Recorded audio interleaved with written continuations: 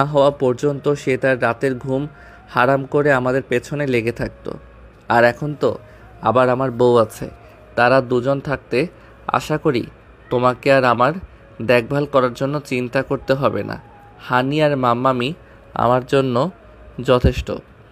জাবিয়ান হানিয়ার হয়ে কথা বলে আরসাল তালুকদার আর রশি বেগম ভীষণ অবাক হয়, সেই সাথে খুশিও হন। হানিয়াও রান্নাঘরের আড়াল থেকে জাবিয়ানের কথাগুলো শুনছিল। সে এতই বেশি খুশি হয়েছে যে তার চোখ দিয়ে পানি পড়া শুরু হয়ে যায়। এই প্রথম জাবিয়ান তার পক্ষ নিয়ে কথা বলল। শায়লা বেগম বেশ অবাক হয়ে যায় জাবিয়ানের এমন কথা শুনে। ছেলে দেখি তার আরেক সুরে কথা বলছে। সে অবাক হয়ে বলে, বাহ, 1-1.5 মাসে বউ পাগল হয়ে গেলে এখন থেকে বউয়ের সাপোর্টে কথা বলছো, আর কয়েকদিন পরে তো বউ ছাড়া আর কারো কথাই শুনবে না। জাবিয়ান এবার প্রচন্ড বিরক্ত হয়ে যায়।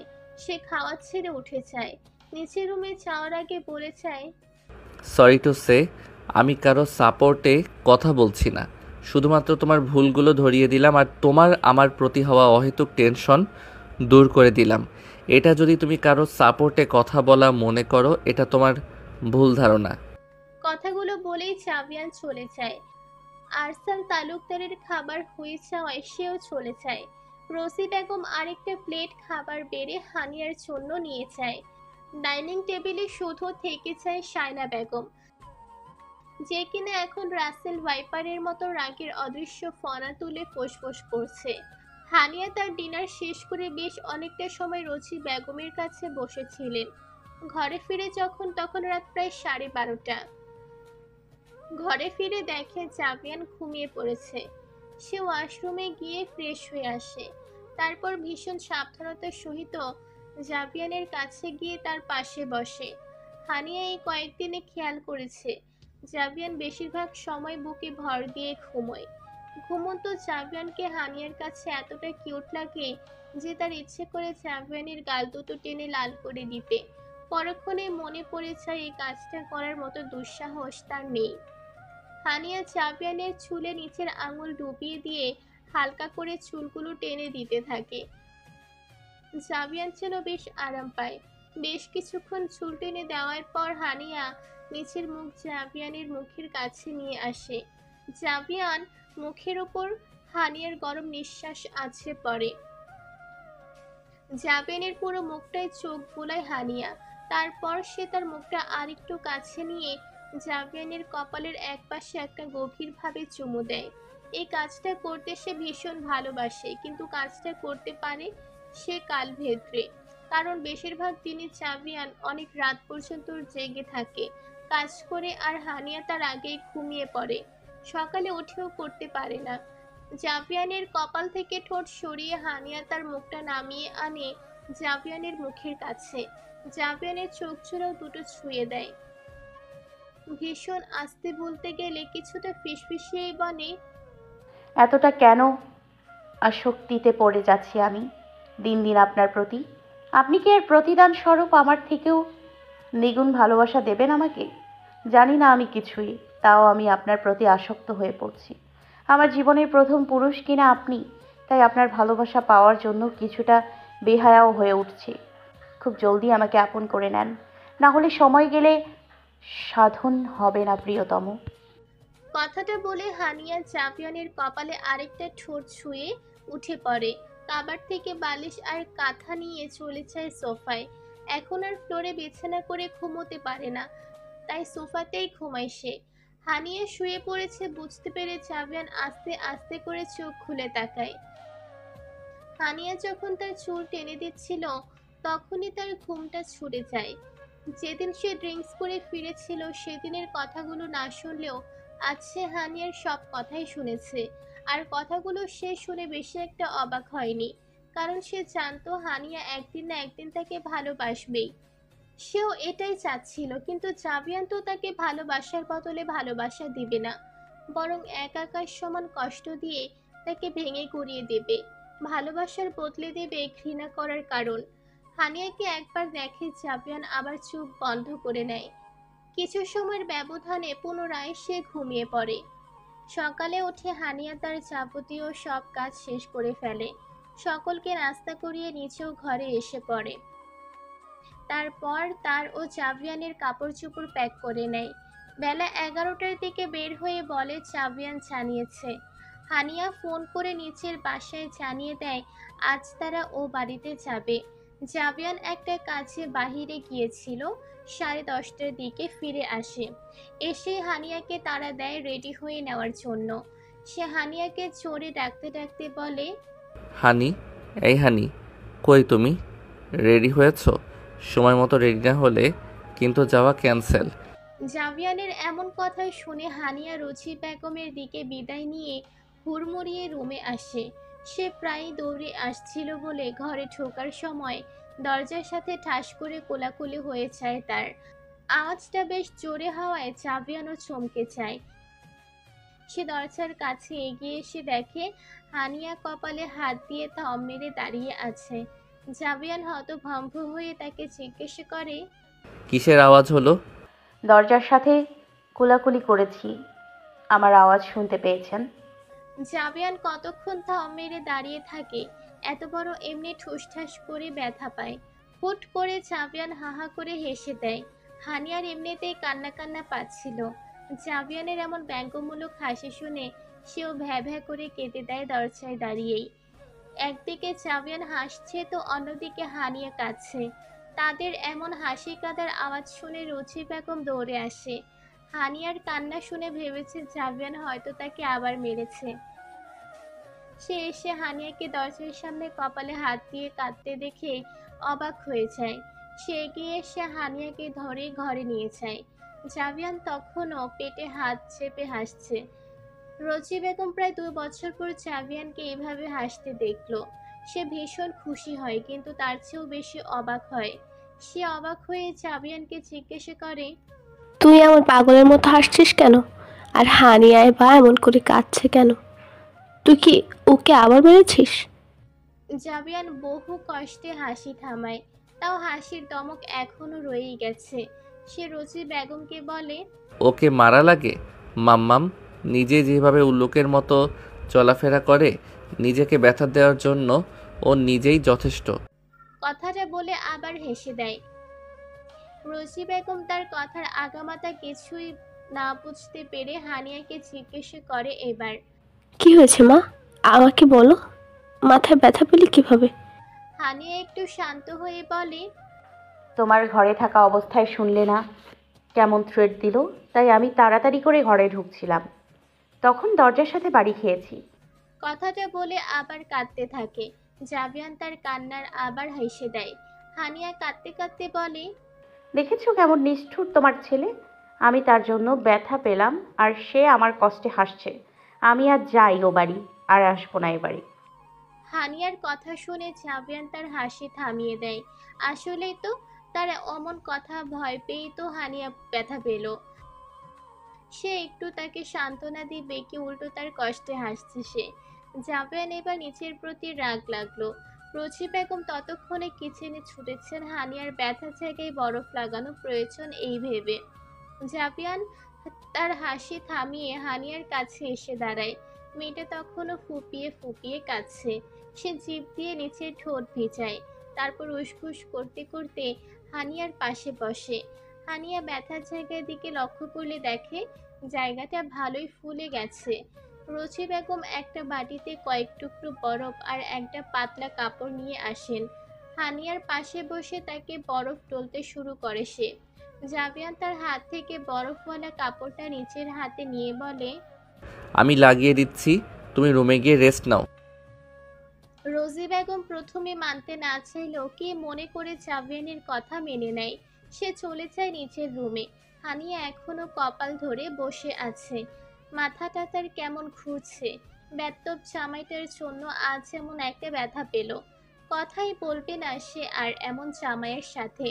জাভিয়ান আরেকটু এগিয়ে এসে তার কপালে কাপড়টা ধরতে গেলে হানিয়া তার হাত সরিয়ে দেয়। জাভিয়ান নিচের এক হাত দিয়ে হানিয়ার দুটো হাত চেপে ধরে অন্য হাত দিয়ে বরফ টলতে থাকে। হানিয়া জাভিয়ানের থেকে নিচেকে ছাড়াতে চেষ্টা করে, কিন্তু চাবিয়ানের মতো একটা খবিশ মার্কা সান্ডা পান্ডার সাথে কি আর হানিয়া পারে? একদমই না। নিজেকে চাবিয়ানের থেকে মুক্ত করতে না পেরে রেগে যায় হানিয়া। সে ক্ষিপ্ত কণ্ঠে বলে, ছাড়ুন আমাকে। প্রথমে নিজে ব্যথা দিয়ে তারপর হাসলেন, এখন আবার আসছেন আলগা দরদ দেখাতে। লাগবে না আপনার এই দরদ, ছাড়ুন আমাকে। জাবিয়ান তার কথা আর কাছে রেগে যায়। দে হানিয়াকে একদম রাম ধমক। চুপ। হানিয়ার তার ধমক শুনে চমকে যায়। জাবিয়ান তাকে বলে, আরেকটা কথা বলবে অথবা আরেকবার মুভ করবে, সত্যি সত্যি যাওয়া ক্যান্সেল করে দিব। হানিয়া তার কথা শুনে ভয় পেয়ে যায়, তাই বেশি মুখ না চালিয়ে চুপ করে মুখ ফুলিয়ে বসে থাকে। জাবিয়ান তার মতো কাজ করে উঠে যায়। হানিয়াও বসা থেকে উঠতে গেলে জাবিয়ান পুনরায় ধমকে বসায়। তারপর পা চালিয়ে ফার্স্ট এইড বক্স থেকে একটা ব্যথার বাম নিয়ে এসে হানিয়ার কপালে আস্তে আস্তে ম্যাসাজ করে দিতে থাকে। হানিয়াকে নিয়ে জাবিয়ানের এতটা কেয়ার দেখে হানিয়া তো বলে যায়। খুশি খুশি মুখ করে জাবিয়ানের দিকে তাকিয়ে আছে। জাবিয়ান তার তাকানো দেখে একটু অস্বস্তিতে পড়ে যায়। সে গলা খাকারি দিয়ে বলে, এত গলে যাওয়ার দরকার নেই। আমার জন্য ব্যথা পেয়েছো, তাই এইটুকু করা আমার দায়িত্ব বলে মনে করেছি। এখন তাড়াতাড়ি রেডি হয়ে নাও। আর হ্যাঁ, তাড়াতাড়ি বলেছি বলে তখনকার মতো তাড়াহুড়ো করো না, তাহলে এখন সত্যি সত্যি যাওয়া ক্যান্সেল করে দিব। কথাটা বলে জাবিয়ান নিচের ফোনটা বেডের উপর থেকে নিয়ে নিচে চলে যায়।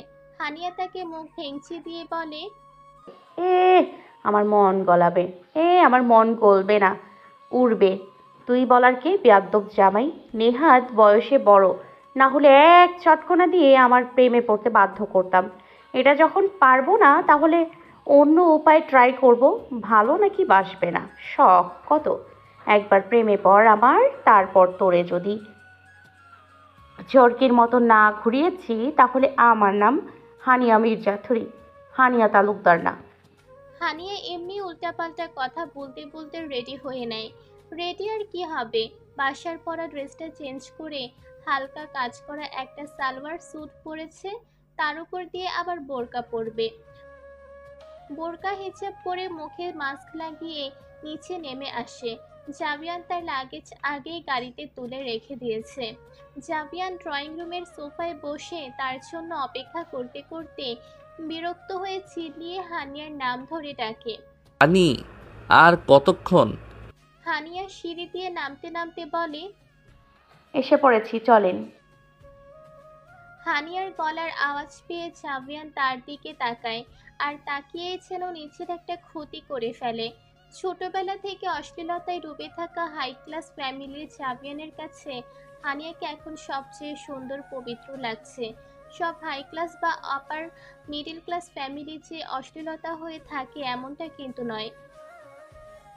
কিন্তু এই ক্যাটাগরিতে বিলং করা 60% মানুষ নিজেদেরকে ফ্যাশনে সচেতন মনে করে, আর তাদের ফ্যাশন কেমন হয় আশা করি আমরা সবাই জানি। কিন্তু বাকি 40% মানুষ কিন্তু প্রকৃত অর্থে ফ্যাশন জিনিসটাকে মেনটেন করে থাকে। তারা তথাকথিত ফ্যাশন ট্রেন্ডিংয়ে নিজেদের ভাসিয়ে দেয় না। তাছাড়া জাবিয়ানের জীবনে একটা বড় সময় দেশের বাহিরে কেটেছে, সেখানে মানুষজনের ড্রেস আপ সে কেমন তাও আমরা জানি। তাই হানিয়ার এই সিম্পল ড্রেস আপও তার কাছে ভীষণ লেগে যায়। হানিয়া নিচের ব্যাগ চেক করতে করতে জাবিয়ানের সামনে এসে দাঁড়ায়। তারপর তাকে উদ্দেশ্য করে বলে, চলুন এখন। আসলে বাবা মা আর মনির সাথে আরেকবার দেখা করে আসলাম, তাই একটু লেট হয়েছে। চলুন এখন। কথাটা বলে হানিয়া নিচে আগে আগে হাঁটা শুরু করে। জাবিয়ান তখনও তার দিকে তাকিয়ে আছে। চোখে তার এক প্রকার ঘোর লেগে আছে। কিসের ঘোর? ভালো লাগার, হয়তোবা প্রেমেরও। হানিয়া কয়েক কদম হেঁটে গিয়ে বুঝতে পারে জাবিয়ান এখনো আসেনি তার সাথে, তাই সে পেছনে ফিরে ডাক দেয়। এই, আসছেন না কেন? এখন আর লেট হচ্ছে না? হানিয়ার ডাকে জাবিয়ানের ধ্যান ফিরে। সে নিচের এমন কাছে নিচে অবাক হয়ে যায়। বেশি কিছু না ভেবে তারা রওনা হয় মির্জা বাড়ির উদ্দেশ্যে। রাস্তায় ভীষণ জ্যাম থাকার কারণে তাদের আসতে আসতে দুপুর 1টা বেজে যায়। মির্জা পরিবারের সকলে তাদের জন্য উদগ্রীব হয়ে অপেক্ষা করছিল। অবশেষে তারা এসে পৌঁছায়। সকলে তাদের সাদরে গ্রহণ করে। হানিয়া এসে তার মা বোনকে জড়িয়ে ধরে কাঁদতে থাকে। বাবার প্রতি তার ভীষণ অভিমান থাকা সত্ত্বেও তার সাথে টুকটাক কথা বলে এড়িয়ে যায়। ভাইকেও জড়িয়ে ধরে কিছুক্ষণ কাঁদে। ভাবির সাথে তাদের দু বোনের কেমন যেন তেমন গভীর সম্পর্ক হয়ে ওঠেনি, হয়তো দূরে থাকার কারণে। হানিয়ার মা তাদের দুজনকে ফ্রেশ হয়ে আসতে বলে। তারা দুজন হানিয়ার রুমে চলে আসে ফ্রেশ হওয়ার জন্য। হানিয়ার রুমে ঢুকে জাভিয়ান রুমটাই ঘুরে ফিরে দেখতে থাকে। রুমটা বেশি বড় না, আবার তেমন ছোটও না, মানানসই চলে আর কি। একটা পড়ার টেবিল, মাঝারি সাইজের একটা ওয়ার্ড্রপ, একটা মাঝারি সাইজের খাট আর টুকটাক জিনিস দিয়ে ঘরটা সাজানো। হানিয়ার রুমে বেলকনি না থাকলেও এক বিশাল বড় জানালা আছে, একদম ফ্লোর থেকে শুরু করে সিলিং অবধি। এই জানালা দিয়ে সূর্যের আলো এসে ঘরটাকে আরো সুন্দর করে তুলছে। জাভিয়ান হেঁটে জানালার কাছে গিয়ে দাঁড়ায়। দূরে আকাশের দিকে তাকিয়ে কি যেন ভাবতে থাকে। তার ভাবনা চিন্তার মাঝে হানিয়া ফ্রেশ হয়ে বের হয়। জাভিয়ানকে ফ্রেশ হয়ে তাড়া দেয়। এই তাড়াতাড়ি ফ্রেশ হয়ে আসুন, ক্ষুধা পেয়েছে ভীষণ। জাভিয়ান তার কথা শুনে ভ্রু কুঁচকে তার দিকে তাকায়। মেয়েটার নাস্তা তাদের পর করেছে, আবার বন্ধের দিন বাসায় থাকতে দেখেছে। হানিয়া এত তাড়াতাড়ি দুপুরে খাবার খায় না, আজ এই বাড়িতে এসে এত তাড়া ক্ষুধা পেয়ে গেল। তা আজ এত তাড়াতাড়ি ক্ষুধা পেয়ে গেল যে? বাসায় থাকতে তো দেখতাম 4টা বেজে যায়, খাও না, বিকেলের নাস্তা আর দুপুরের খাবার একসাথেই সারতে। হানিয়া মলিন হেসে বলে, দেখতেন বুঝি? কই, কোনোদিন তো জিজ্ঞেস করেননি এত বেলা হয়ে যাওয়ার পরেও কেন খাচ্ছি না। হানিয়ার প্রশ্নের কোনো জবাব নেই জাভিয়ানের কাছে। জাভিয়ানকে চুপ থাকতে দেখে হানিয়া নিচেই বলে, ও বাড়িতে আপনার জন্যই আলাদা 3টে আইটেম করা লাগে লাঞ্চে। বাবা মায়ের জন্য তেল ঝাল কম করে 2টো আইটেম মাস্ট। মনি আর আমি আপনাদের জন্য করা আইটেম দিয়েই চালিয়ে দিই, কিন্তু আমার লেট করে খাওয়ার কারণ এগুলো নয়। কি কারণ জানেন? জাভিয়ান মুখে কিছু বলে না, কিন্তু সে যে এর কারণ জানতে চায় তা তার চোখ মুখ বলেই দিচ্ছে। হানিয়া নিচেই বলে, রান্নাবান্নায় আমি এত পটু না। এক হাতে ধোয়া মোছা কাটাকাটি করতে হিমশিম খেয়ে যাই। সব কাজ শেষ করে আপনাদের খাইয়ে একটু বসলে বা শুয়ে পড়লে মন চায় না আর উঠি। ক্লান্ত থাকায় কখনো কখনো বা ঘুমিয়ে পড়ি, তাই লেট হয়ে যায়। এই কথাগুলো শুনে ভাববেন না আমি নালিশ করছি। আমি জাস্ট আপনার প্রশ্নটার উত্তর দিলাম। আর আরেকটা কথা, আমি এই ক্লান্ত হওয়াটাকে ভালোবাসি। নিজের সংসারের জন্য কিছু করাটা যে একজন বিবাহিত নারীকে কতটা স্বস্তি দেয় তা হয়তো আপনি বুঝবেন না। এখন তাড়াতাড়ি গিয়ে ফ্রেশ হয়ে আসুন জনাব, সবাই আমাদের জন্য ওয়েট করছে। কথাটা বলে হানিয়া জাভিয়ানের সামনে থেকে সরে লাগেজের কাছে যায়। তারপর জাভিয়ানের কাপড়গুলো বের করে তার হাতে দেয়, যেগুলো জাভিয়ান ফ্রেশ হয়ে পরবে ওগুলো। কাপড় দিয়ে নিচেই চলে যায় রুমের বাহিরে মাকে হেল্প করতে। দুপুরে সকলে একসাথে বসেই লাঞ্চ করে। তারপর রেস্ট নেওয়ার জন্য যে যার রুমে চলে যায়। জাভিয়ান হানিয়ার রুমে এসে ফোনে কারো সাথে কথা বলতে থাকে। হানিয়া তাকে কথা বলতে দেখে রুমে ঢুকে না, চলে যায় সোনিয়ার রুমে। জাভিয়ান কাউকে শাসিয়ে বলে, পরশুর মধ্যে ওই রুমটা সুন্দর করে ডেকোরেট করে দিবে। তার পরের দিন তাকে নিয়ে আসা হবে ওইখানে। আমি আবারও বলছি, সব কিছু যেন একদম পারফেক্ট হয়, তাহলে তোমার কপালে কি আছে তুমি তা কল্পনাও করতে পারছো না। ওপাশের ব্যক্তিটি ভয়ে ভয়ে বলে, চিন্তা করবেন না স্যার, আপনি যেমনটা বলেছেন তেমনটাই হবে। ঠিক আছে। আর রুমের বাইরে 2টো সিসি ক্যামেরা লাগিয়ে দিও। আচ্ছা স্যার। জাভিয়ান তার কথার মাঝে বাহির থেকে চিৎকার চেঁচামেচির আওয়াজ পায়, তাই সে তাড়াতাড়ি করে কল কাটে। আমি তোমার সাথে পরে কথা বলছি। কথাটা বলেই খট করে কলটা কেটে বাহিরের দিকে হাঁটা দেয়। আওয়াজটা সোনিয়ার রুম থেকে আসছে বলে সে ওদিকেই যায়। সোনিয়ার রুমের দরজাটা হাঁ করে খোলা থাকায় সে সহজেই ভেতরে ঘটে যাওয়া ঘটনাগুলো দেখতে পারছিল। সেই সকল ঘটনা দেখে তার তো আক্কেল গুডুম। হানি আর সোনিয়া কোনো একটা বিষয় নিয়ে তুমুল ঝগড়া লেগেছে। ঝগড়ার মাত্রা এতটাই প্রখর যে তা চুলাচুলির পর্যায়ে চলে গিয়েছে। তাদের এই ঝগড়ার আওয়াজ শুনে তাদের ভাই মাও এসে পড়েছে তাদের থামাতে, কিন্তু কেউ কাউকে ছাড়ছে না। জাভিয়ান এতটা হতভম্ব হয়ে গেছে যে সে তাদের কাছে গিয়ে আটকাবে কি নিচে হাঁ করে তাকিয়ে তাদের চুলোচুলি দেখছে। এত অবাক হওয়ার কি আছে? আজব, চুলোচুলির কোনো বয়স লাগে নাকি? আমি আর আমার বোনও তো এখন পর্যন্ত করি। জাভিয়ান তার অবাকতার রেশ কাটিয়ে উঠলে দেখে অবস্থা আরো খারাপের দিকে যাচ্ছে। তাই সে তাড়াতাড়ি করে হানিয়ার কাছে গিয়ে তাকে আটকানোর চেষ্টা করে। অনেক মানা করার পরও যখন থামে না, তখন আবরার বলে, ভাবিজান, আপনি ওকে রুমে নিয়ে যান, না হলে এই দুই পাগলের আজ থামবে না বলে মনে হয়। জাভিয়ানও তাই করে। সে হানিয়াকে পেছনে গিয়ে হাত দিয়ে কোমর চেপে ধরে উঁচু করে। তারপর সেইভাবে করে হানিয়াকে রুমে নিয়ে যায়। রুমে যাওয়ার সময়টুকুতে হানিয়া হাত পা ছুটতে থাকে জাভিয়ানের থেকে মুক্তি হয়ে সোনিয়াকে মারার জন্য। জাভিয়ান তাকে রুমে নিয়ে এসে পা দিয়ে দরজাটা লাগিয়ে দেয়। তারপর বেডের কাছে এসে তাকে বেডে ছুঁড়ে ফেলে কোমরে দু হাত রেখে হাঁপাতে থাকে। হাঁপিয়ে গেছে সে। হানিয়া বেড থেকে উঠে রুমের বাহিরে যেতে লাগলে এইবার দেয় জাভিয়ান এক সেই লেভেলের ধমক। এক পা যদি বেড থেকে নামিয়েছ তাহলে পা ভেঙে সারা জীবনের জন্য বেডেই বসিয়ে রাখবো। জাভিয়ানের ধমকে কাছে দেয়। হানিয়া বেড থেকে নামার আর দুঃসাহস দেখায় না। জাভিয়ান আবার ধমকে বলে, এই মেয়ে, এই তোমরা না অনার্সে পড়ো, তারপরেও এমন বাচ্চাদের মতো চুলোচুলি করো? তার উপর তোমার না বিয়ে হয়ে গেছে, তাও এমন করো, লজ্জা করে না? হানিয়া মিনমিনিয়ে জবাব দেয়, চুলোচুলি করার যে নির্দিষ্ট বয়স আছে জানতাম না। একদিন কলেজ থেকে আসার সময় দেখেছিলাম একটা বুড়ো কাপল, মানে একটা বুড়ো দাদু আর ওনার বউ মিলে লুকোচুরি করছিল। তাই ভাবলাম চুলোচুলি করার কোনো বয়স নেই হয়তো। জাভিয়ান আজ যেন জাভিয়ানের অবাক হওয়ারই দিন। সকাল থেকে সে শুধু অবাকই হচ্ছে বারবার। নিচের অবাক হওয়াটাকে পাশে রেখে গম্ভীর গলায় বলে, যাই হোক, আমি এখন ঘুমাবো।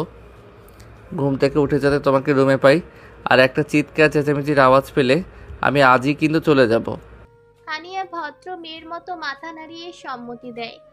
হানিয়া বেড থেকে নেমে জাভিয়ানকে শোয়ার জায়গা করে দেয়।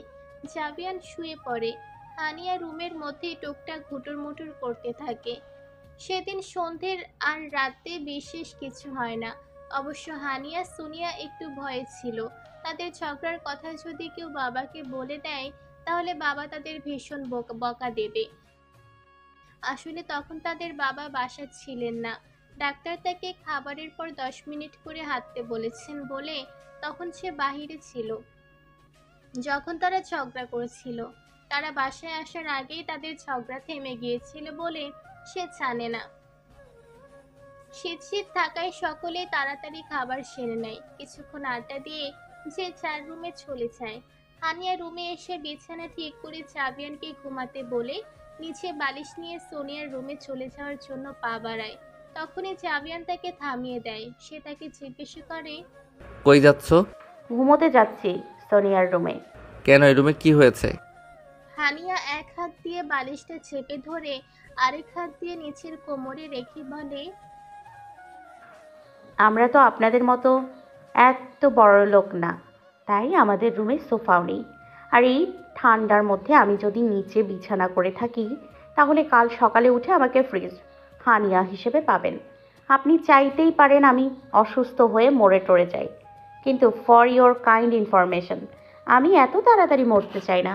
তাই শোয়ার জন্য সোনিয়ার কাছে যাচ্ছি। হানিয়া একদমে কথাগুলো বলে পুনরায় পা চালাতে শুরু করে। জাভিয়ান তাকে আটকাতে চেয়েও পারে না। কোনো এক অদৃশ্য বাধা থেকে কাজটি করতে দেয় না। হানিয়া চলে যায় রুম থেকে। জাভিয়ানও শুয়ে পড়ে, কিন্তু আজ আর তার ঘুম আসছে না। বিয়ের পর থেকে হানিয়াকে দেখেই তার দিন শুরু হয়, আর হানিয়াকে দেখেই তার দিন শেষ হয়। কিন্তু আজ তারা আলাদা থাকছে। এই বিষয়টা কেন যেন জাভিয়ানের অবচেতন মন মানতে নারাজ। অনেকক্ষণ এপাশ ওপাশ করে জাভিয়ান, তাও ঘুম আসে না। একটু পর রুমে কারো প্রবেশের আভাস সে পেয়েছে ফেরে। হানিয়া, ও আবার চলে আসলো কেন? কথাটা নিজের মাঝে না রেখে জিজ্ঞেস করে ফেললো হানিয়াকে। কি ব্যাপার ফিরে এলে যে? হানিয়া মুখ গোমরা করে বলে, আম্মু বকে পাঠিয়ে দিল, বলে নাকি বিয়ের পর স্বামী স্ত্রী আলাদা থাকতে হয় না রাতে। এটা কোনো কথা বলেন? কেন জানে জাবিয়ানের মনটা খুশি হয়ে যায়। মনে মনে সে তার অপছন্দের বউয়ের মাকে ধন্যবাদ দেয় কাজটা করার জন্য। হানিয়া তাকে বলে, আপনি ঘুমাননি কেন? এমনি, নতুন জায়গায় আমার ঘুম আসে না সহজে। ডাহা মিথ্যা কথা। ও তা তুমি এখন কই শুবে? কোথায় আর শুবো, চেয়ারে বসেই রাতটা কাটাবো। আপনি তো আর আমার সাথে বেড শেয়ার করবেন না, বসে বসেই রাতটা পার করতে হবে। হানিয়া ইচ্ছে করে কথাগুলো বলে। যদি জাবিয়ান তার সাথে বেড শেয়ার করে তাহলে তো ভালোই। অন্যদিকে জাবিয়ানের কেমন একটা খারাপ লাগে হানিয়ার কথাটা শুনে। সে ভাবে হানিয়ার রুমে তার বেডেই নাকি সে হানিয়াকে শোয়ার পারমিশন দিচ্ছে না। বিষয়টা ভালো দেখায় না। সে আর কিছু চিন্তা না করেই বলে দেয়, বেডে এসে শুতে পারো, কিন্তু শুধুমাত্র আজকের জন্য। আর কোনোদিন আমি বেড শেয়ার করবো না তোমার সাথে। কথাটা বলেই সে অন্যদিকে ফিরে শুয়ে পড়ে। হানিয়া তো এমন একটা কথারই অপেক্ষায় ছিল, তাই সে জাবিয়ানের পারমিশন পেতেই ধপ করে গিয়ে তার পাশে শুয়ে পড়ে। হানিয়ার বেডটা বেশ বড় না হওয়ায় দুজনের শরীরে স্পর্শ লাগছে। জাবিয়ান দাঁত মুখ খিচে চোখ বন্ধ করে আছে। ভীষণ অস্বস্তি হচ্ছে তার। এই অস্বস্তির মধ্যে একসময় ঘুমিয়ে পড়ে তারা দুজন। অফিসের কলিগের সাথে কথা বলে রুমে আসে আবরার। এসে দেখে তার বউ আয়নার সামনে বসে হেলে দুলে নাইট কেয়ার করছে।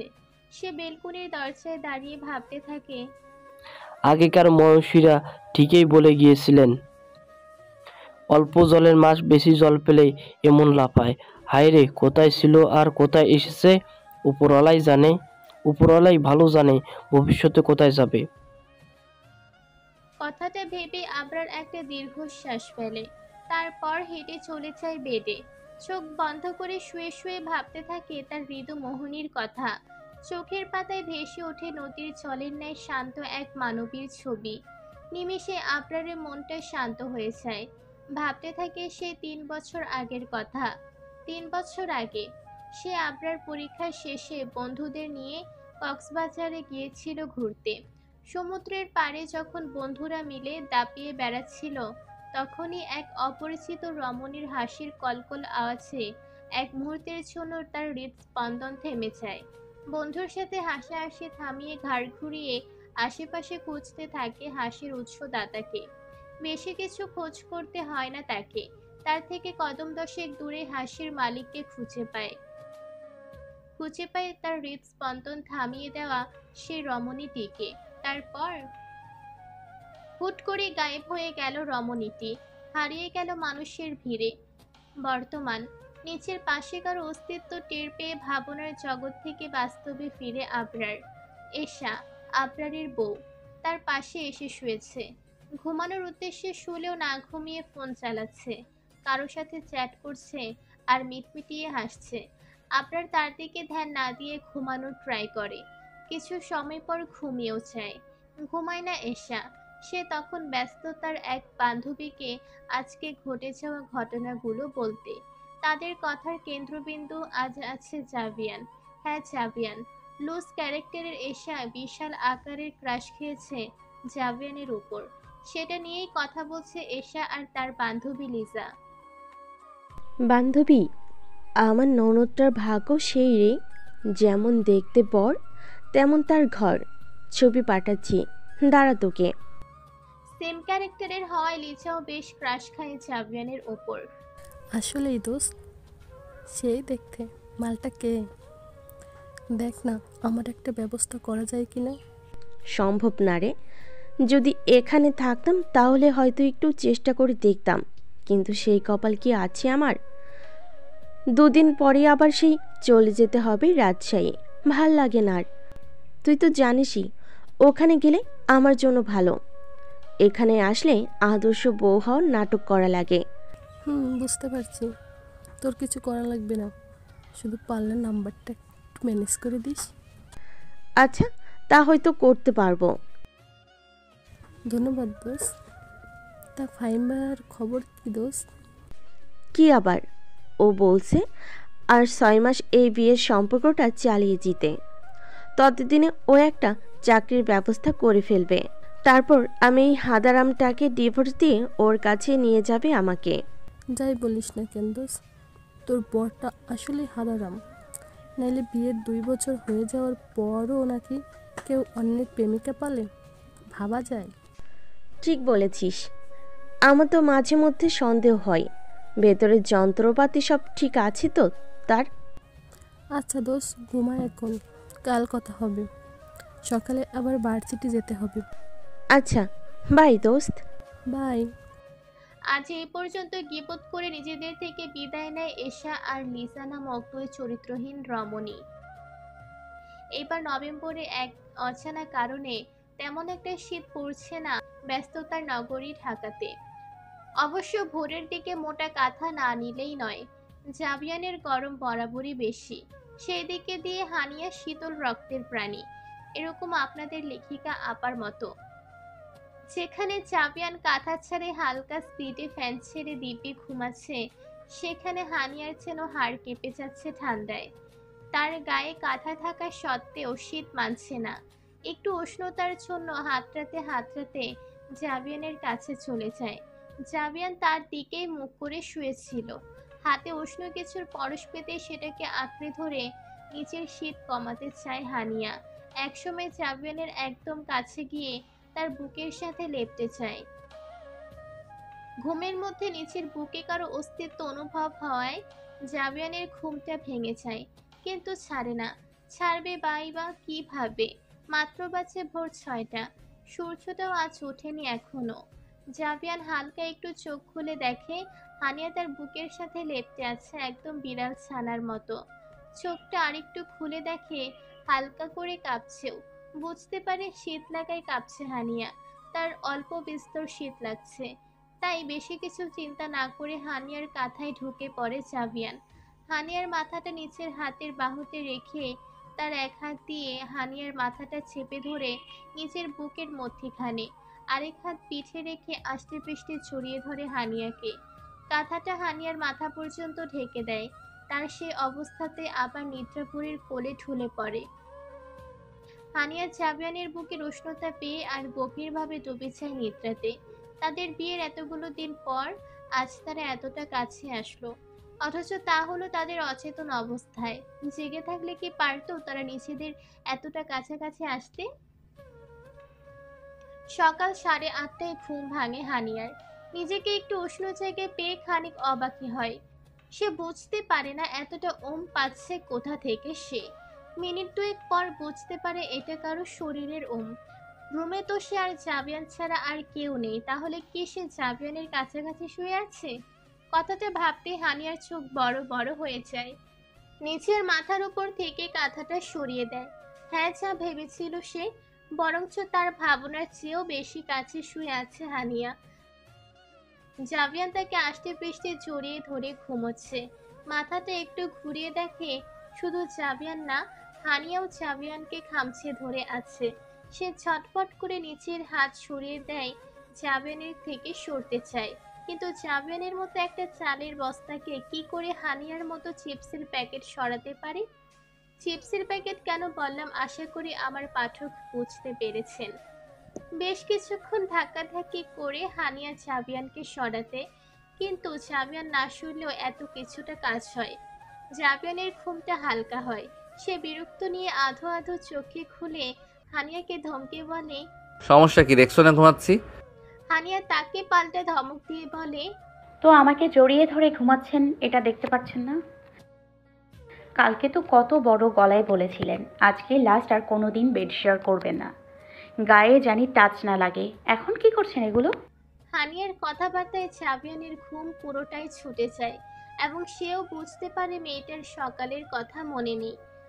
মনে থাকবে কিভাবে? মরার মতো ঘুমোচ্ছিল তো। জাবিয়ান কথাগুলো ভেবেই রাগ উঠে যাচ্ছে। সে ছট করে হানিয়াকে হাতের বাহু থেকে সরিয়ে বালিশে শুয়ে দেয়। এরপর নিচের প্রায় পুরোটা ভর দিয়ে হানিয়ার উপর আধো শোয়া হয়। হানিয়া তার এমন কাণ্ডে হতভম্ব হয়ে যায়। জাবিয়ান তার উপর নিচের ভরটা কিছুটা ছাড়তে হানিয়া ব্যথায় কোকিয়ে উঠে বলে, আল্লাহ গো, এ কোন গন্ডারের পাল্লায় পড়লাম সকাল সকাল? আমার হাড় গোড় সব শেষ করে দিল গো।